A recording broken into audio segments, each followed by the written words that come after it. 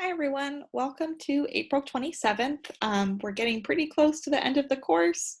Yay, hopefully you're all hanging in there okay. I really enjoyed reading your annotated bibliography so far. All of them that were turned in, I've returned with lots of comments and feedback so that I hope that that will really help you in preparing the final draft. Some comments I noticed overall. Most of our annotations could be a little longer, provide a little bit more detail, summary of the work. The other thing I noticed in general across the entire class is we often say the article. So anything you can do to explain what that information source is.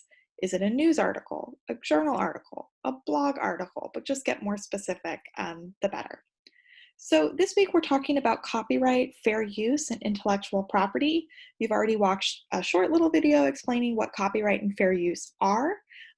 You'll have an article today about a specific situation with intellectual property in Turnitin.com. And you'll have a little quiz about fair use factors and sort of applying it to real world situations. With this video, I just want to kind of go over some things that the other content for this week did not go into as in depth as I would have liked, but it'll be a short one. So what is copyright? Well, the video talks about it a lot, but it is essentially a set of rights. It's law in the United States. Copyright is not the same internationally. It varies quite a bit, and it happens automatically. You don't have to write that little C at the bottom of any of your works. If you create something that's fixed, so a fixed source, got to write it down, record it, take a picture. Can't just be an idea, but any kind of fixed work that you create, if you or the author, you automatically have all these rights. And these rights include choosing whether or not you want to reproduce your work, copy it, share it. If you write a poem and then you want to make it into a musical, that would be a derivative work, and you have the right to do that as the copyright holder. And then, of course, you can perform and display the work publicly. So you want to go read your poem aloud on the streets. Those are all the rights that you have automatically, and nobody else does because you own the copyright unless you give them express permission.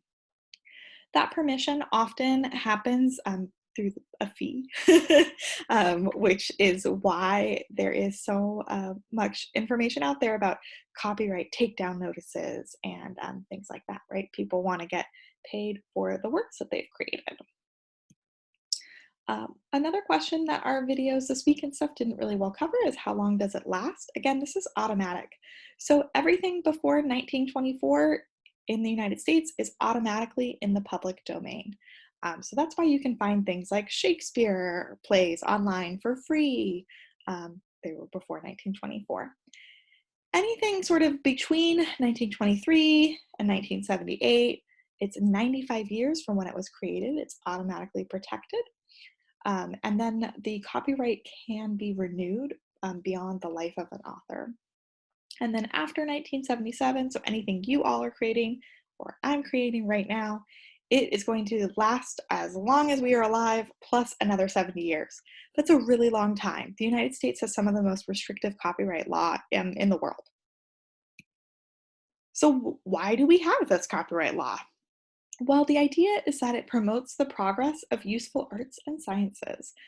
Essentially, that you and I, we wouldn't go out and we wouldn't create films or books or science unless we had the exclusive option to benefit financially from the hard work we're doing. There are those who critique this process and actually say that sometimes our copyright laws prevent the progress of useful arts and sciences, but this is very much up for debate. That is the intention behind the law anyway.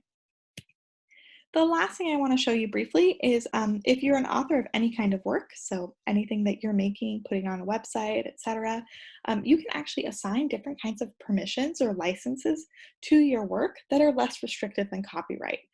Creative Commons, this website, which I think you all can still see. Yep, you are in it. All right.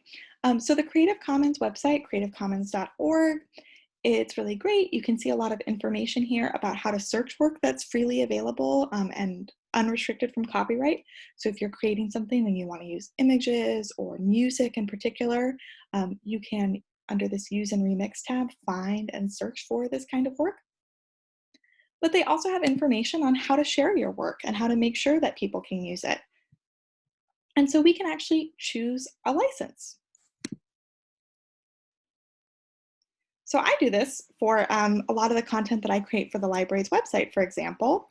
So would I like people to adapt my work? Can they make a version of it that's not exactly the same? Sure. Do I want commercial uses? Do I want people to be able to sell something I've created? I usually say no. And then this other option is, yes, they can make an adaptation as long as other people are forced to share it too. I don't usually use that one. And so here's my license. It's an attribution non-commercial license, and I can go ahead and copy this. I can put it on my website, etc. And essentially what this means is that other people can use my work. They can make adaptations of it. They don't have to pay me. They don't have to ask for permission. It's automatic, but can't be for a commercial enterprise. If it is, then I can assert my copyright rights and ask that it be taken down or there be financial retribution. So Creative Commons licenses are pretty cool. Definitely check them out. And then of course, under the use and remix, you can actually search for different kinds of content that you can use. Icons, if you do web design, all kinds of stuff. So it's a really cool resource to check out. That's all I have for you this week. Just wanted to kind of quick pop in, say hi. I wish we were in person. We could talk so much more about copyright and fair use. It's pretty complicated. You can get an entire JD in this. You can become a lawyer in this area. So we are just scratching the surface. Yeah, and hope you guys are doing well. Bye.